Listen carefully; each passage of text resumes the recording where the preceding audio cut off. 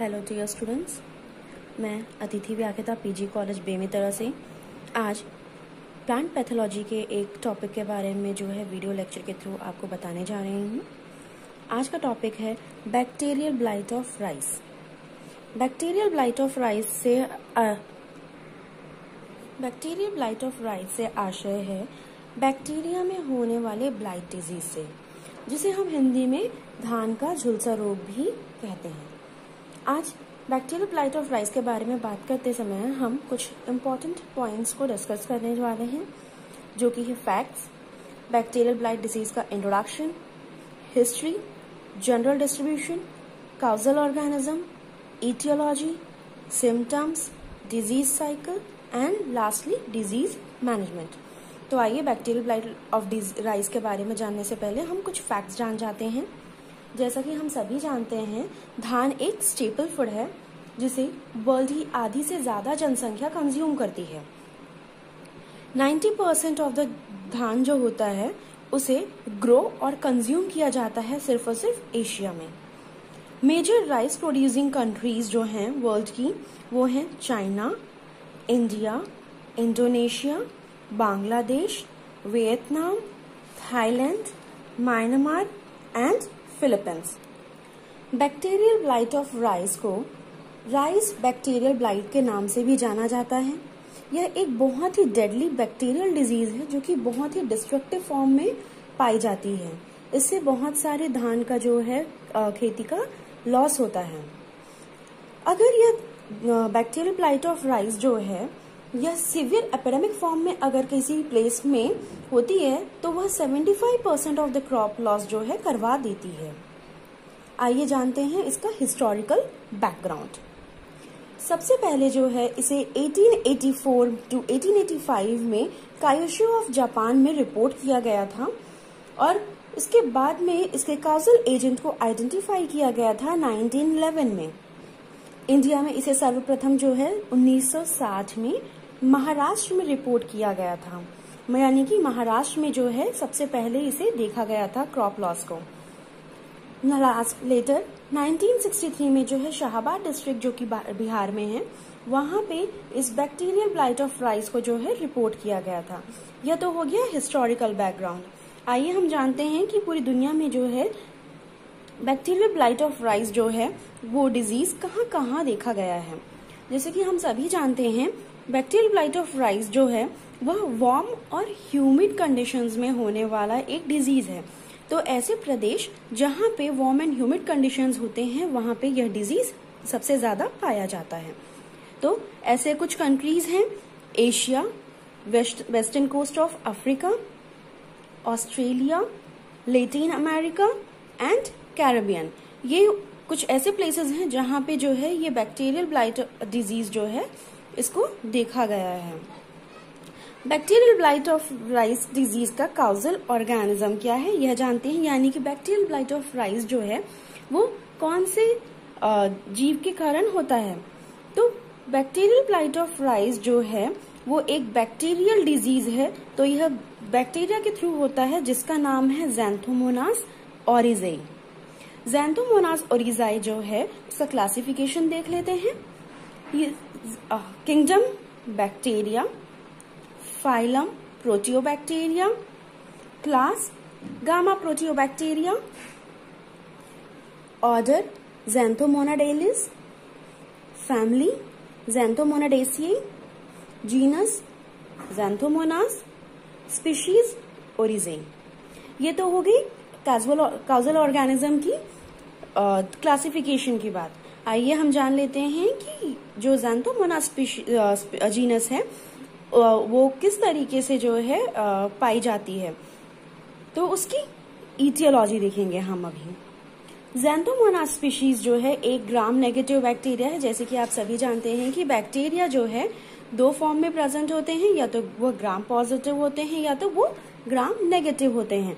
तो Xanthomonas species जो है वह ग्राम नेगेटिव बैक्टीरिया है। यह बैक्टीरिया जो है रॉड शेप्ड के होते हैं, यानी कि जो है ये जनरली जो है रॉड शेप फॉर्म में पाए जाते हैं। उसके बाद में यह बैक्टीरिया जो होते हैं मोनोट्राइकस इन नेचर होते हैं और साथ ही साथ में ये बैक्टीरिया जो होते हैं बहुत ही स्लो कॉलोनीज के फॉर्म में ग्रो करते हैं, यानी कि इनकी कॉलोनीज जो होती है वो बहुत ही धीरे धीरे डेवलप होती है। आइए नेक्स्ट चीज जो जानते हैं वो है उसके सिम्टम्स, यानी कि अगर कोई पौधा है जो कि बैक्टीरियल ब्लाइट ऑफ राइस से अगर प्रभावित है तो उसमें क्या क्या सिम्टम्स पाए जाएंगे। सबसे पहला सिम्टम है यंग प्लांट्स में जो है पेल ग्रीन से ग्रे ग्रीन कलर के वाटर सोक्ड स्ट्रीक्स यानी कि धारियां दिखाई देती हैं। यह धारियां जो है near tip and margin of the leaves, यानी कि पत्तियों की जो किनारे होते हैं वहां पे और पत्तियों की जो टिप होती है वहां पे जो है दिखाई देता है। ये जो लेशंस होते हैं वह येलोइश टू व्हाइट कलर में जो है धीरे से कन्वर्ट हो जाते हैं, यानी कि पहले क्या होते हैं ये pale green to grey green colour में होते हैं, उसके बाद धीरे से ये जो लेशंस होते हैं वो कन्वर्ट हो जाते हैं इनटू येलोइश व्हाइट में। इनके कारण जो है पत्तियों में जो है विल्टिंग दिखाई देती है। और विल्टिंग जो है आप सभी पहले से ही अवगत हैं कि विल्टिंग होता क्या है, तो इस पॉइंट को डिस्कस करना ज्यादा इम्पोर्टेंट नहीं है अभी। नेक्स्ट चीज जो है वो देखते हैं हम कि जो है ओल्डर प्लांट्स जो होती हैं, अगर ये प्लांट जो है सीडलिंग्स फॉर्म में जो है डिजीज का हुआ था, उसके बाद जब धीरे धीरे ये प्लांट बड़ा होगा तो जब वो ओल्डर होगा तो उसकी पत्तियां जो हैं वो इस डिजीज के कारण क्या होंगी, वो कन्वर्ट हो जाएंगी येलो में, और उसके कारण क्या होगा कि वो पौधों की जो है मृत्यु हो जाएगी, यानी प्लांट्स जो हैं वो डाई हो जाएंगे। अब ये बैक्टीरिया जो है वो एंटर कहाँ से करता है, one of the most important question जो हमें जानना चाहिए। बैक्टीरिया जो है वो एंटर करता है लीव्स के हाइडेड थॉट से या फिर वुंडेड लीव टिप से, यानी कि जो है बैक्टीरिया पत्तियों में पाए जाने वाले हाइडेथॉट से, या फिर अगर कोई पत्ती है उसमें कुछ किसी भी तरीके की इंजरी हो गई है या फिर जो है किसी एनिमल ने आकर के जो है उस पत्ती को खा लिया है एंड उस पत्ती में जो है थोड़ा सा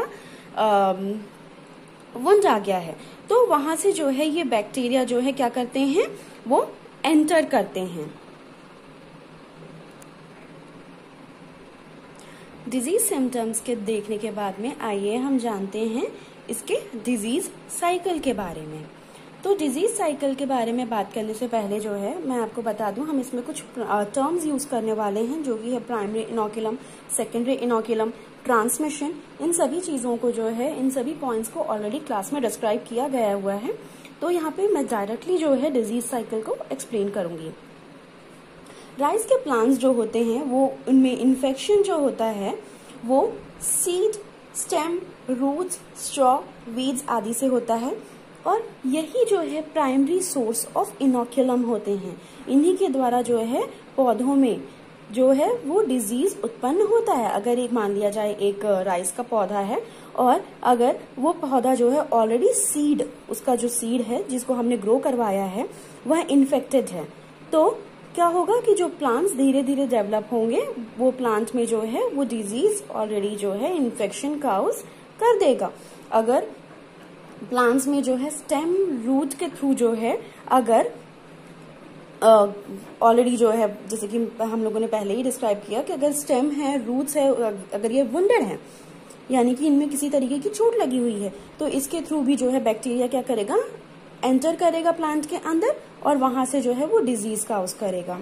कई बार क्या होता है कि जो है किसान जो है खेती करते टाइम पे वह ध्यान नहीं देते हैं और प्रॉपर सैनिटाइज नहीं करते हैं फील्ड्स को, तो उस टाइम पे क्या होता है कि प्रॉपर सैनिटाइजेशन के कारण भी जो है मिट्टी में जो है बैक्टीरिया जो है रिमेन कर जाते हैं और वहां से भी जो है as a primary source of inoculum के फॉर्म में जो है वो डिजीज उत्पन्न कर देते हैं। कई बार अगर प्रॉपर सैनिटाइजेशन नहीं होती है, प्रॉपर फील्ड को जो है क्लीन नहीं किया जाता है, तो हम देखते हैं कि वहां पे जो है वीड्स ग्रो करते हैं। और ये जो ज़ैंथोमोनास ओरिजेई है ये एक कोलेट्रल होस्ट में भी रहता है, तो कोलेट्रल होस्ट के थ्रू जो है ये जब राइस प्लांट्स को हम ग्रो करवाते हैं फील्ड में, तब भी ये जो है आकर के प्लांट को इन्फेक्ट कर सकता है। तो इसके प्राइमरी सोर्स ऑफ इनोकुलम्स क्या क्या है, seed, stem, roots, straw, weed and soil.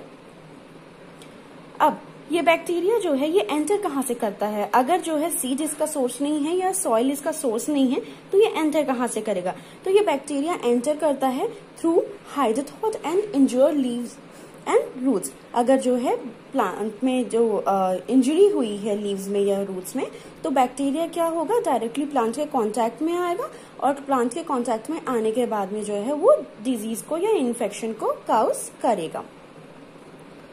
जैसे ही वो जो बैक्टीरिया है उसने जो है प्लांट के अंदर एंटर कर लिया, तब वो क्या करेगा, तब वो ऊज का फॉर्मेशन करता है। और ये ऊज जो है उस कंप्लीटली जो है through the vascular bundles plant में जो है कंप्लीटली पहुंच जाता है और प्लांट के various parts of the part में जो है इन्फेक्शन काउज करता है। ये ऊज का फॉर्मेशन ही जो है सेकेंडरी सोर्स ऑफ इनोक्यूलम है। क्यों? क्योंकि जब जो ऊज फॉर्मेशन होता है उसके बाद में जो है यह ऊज पूरे प्लांट पार्ट में जो है पहुंच जाता है। फिर जब किसी भी फॉर्म में जो है अगर इरिगेशन टूल्स के थ्रू या मैकेनिकल टूल्स के थ्रू जो है अगर ये ऊज एक प्लांट से दूसरे प्लांट्स में जो है ट्रांसमिट होगा, तो ये डिजीज जो है एक पौधे से जो है बहुत सारे पौधों में, यानी कि खेत में लगे हुए एक पौधे से खेत में लगे हुए बाकी सभी पौधों में जो है पहुंच जाता है और यह पौधों को जो है डिजीज काउज कर देता है। इसके अलावा जो है यह डिजीज काउज करने के बाद में जब हम फील्ड का प्रॉपर जो है सैनिटाइजेशन भी कर दें, तभी अगर वहां पे कोई कोलेट्रल होस्ट प्रेजेंट है जैसे कि लिर्सिया, साइप्रस, साइनेडोन, तब भी जो है यह कोलेट्रल होस्ट में जीवित रहता है और अगली बार जब हम वापस से खेती करते हैं उसी राइस की, तो वापस से जो है कोलेट्रल होस्ट में जीवित रहने के कारण यह क्या करेंगे, वापस से जो है प्लांट को इन्फेक्ट करते हैं। आइए इसी डिजीज साइकिल को हम एक बार थोड़ा सा रिप्रेजेंटेशन फॉर्म में देख लेते हैं। जैसे कि मान लिया जाए अगर ये एक राइस फील्ड है और यहाँ पे हमने जो है क्या किया है, हमने राइस को ग्रो करवाया है, राइस प्लांट्स जो है ग्रो करवाए हैं हमने। तो यहाँ पे जो है प्रेजेंट अगर सीड में या फिर जो है हम जो वाटर अप्लाई कर रहे हैं उसमें या फिर वहां पे जो है डिजीज स्ट्रॉ पाया जा रहा है, उसके थ्रू क्या होगा, ये बैक्टीरिया जो है इन राइस प्लांट्स में क्या करेगा, जाकर के अफेक्ट करेगा, जिसके कारण जो है एक हेल्दी प्लांट जो है वो क्या होगा, इन्फेक्टेड राइस प्लांट में कन्वर्ट हो जाएगा। इन्फेक्टेड राइस प्लांट में कन्वर्ट हो गया। अब इन्फेक्टेड राइस प्लांट जो है वो क्या करेगा, वो उसके अंदर ऊज का फॉर्मेशन होगा, ऊज फॉर्मेशन होगा और ऊज फॉर्मेशन के थ्रू जो है वो प्लांट में थ्रू ट्रांसपोर्टेशन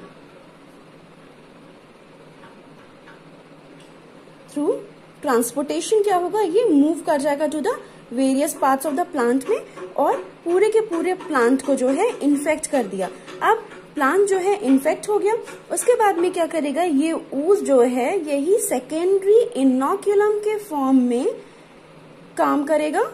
ऊज जो है सेकेंडरी इनोक्यूलम बन गया और ये जो है एक प्लांट से जो है, एक इन्फेक्टेड प्लांट से जो है उस राइस फील्ड के बाकी सभी प्लांट्स को जो है क्या करेगा, इन्फेक्ट करेगा। तो इन्फेक्ट करने के लिए इसका ट्रांसमिट होना बहुत जरूरी है।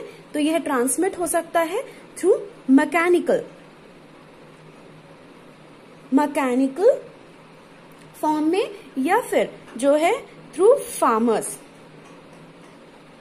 फार्मर्स के थ्रू जो है या डिजीज को जो है बाकी के राइस फील्ड में क्या करेगा, पूरा का पूरा फैला देगा। और उसके बाद में जो है अगर इस राइस फील्ड को जो है बाद में अगर हम देखें तो ये राइस फील्ड जो है पूरी तरीके से झुलसी हुई नजर आती है। ये था इसका डिजीज साइकिल। आइए अब हम इसके डिजीज मैनेजमेंट के बारे में बात कर लेते हैं कि डिजीज को जो है हम किस तरीके से कंट्रोल कर सकते हैं। सबसे पहला जो तरीका होता है राइस में होने वाले बैक्टीरियल ब्लाइट डिजीज को रोकने के लिए, वो होता है यूज ऑफ रेजिस्टेंट वैरायटीज। अगर हम राइस की रेजिस्टेंट वैरायटीज का उपयोग करें तो जो है इस प्लांट में होने वाले जो है राइस के बैक्टीरियल ब्लाइट को रोका जा सकता है। दूसरा डिजीज कंट्रोल मेथड है बैलेंस्ड अमाउंट ऑफ न्यूट्रिएंट्स, जो कि है स्पेशली नाइट्रोजन। अगर नाइट्रोजन प्लांट्स को जो है प्रॉपर अमाउंट में जो है उपलब्ध कराया जाए तो भी बैक्टीरियल ब्लाइट ऑफ राइस में जो है disease bacterial blight of rice के द्वारा होने वाले जो डिजीज है उसको बहुत ही कम किया जा सकता है। नेक्स्ट मेथड होता है डिजीज मैनेजमेंट का, वो है सैनिटाइजेशन।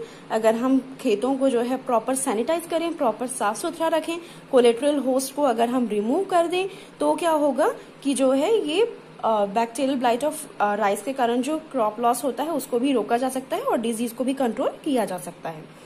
नेक्स्ट मेथड होता है रिमूवल ऑफ वीड्स, यानी कि अगर हम जो है खेतों में से जो वीड्स होते हैं उनको अगर हम लोगों ने अपरूट कर दिया तो भी हम जो है डिजीज को कंट्रोल कर सकते हैं। इसके अलावा जब हम लोगों ने जो है खेती कर ली राइस की, उसके बाद में जो है अब हम फील्ड को जो है कम से कम 2 महीने के लिए पूरी तरीके से साफ सुथरा रख दें, तब भी जो है बैक्टीरियल ब्लाइट ऑफ राइस जो है नेक्स्ट यील्डिंग ईयर में जो है वो होने से बच जाता है। क्यों? क्योंकि जो है सॉइल में जो है यह बैक्टीरिया जो है वो 2 महीने से ज्यादा जीवित नहीं रहता है। नेक्स्ट मेथड होता है सीड ट्रीटमेंट का।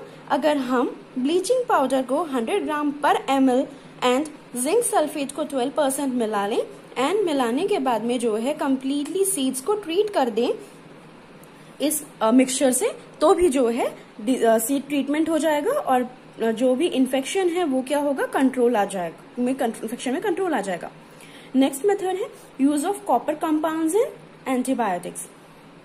नेक्स्ट मेथड डिजीज कंट्रोल का है वो है अगर हम स्ट्रेप्टोसाइक्लिन को जो है 6% अगर पूरी के पूरी जो धान की फसल है उसमें अगर स्प्रे कर देंगे तो भी जो है वो डिजीज जो है उत्पन्न होने से बच जाती है और प्लांट्स जो है हेल्दी रहते हैं। आई होप आज का ये जो टॉपिक था बैक्टीरियल ब्लाइट ऑफ राइस ये आपको समझ आया होगा। Thank you.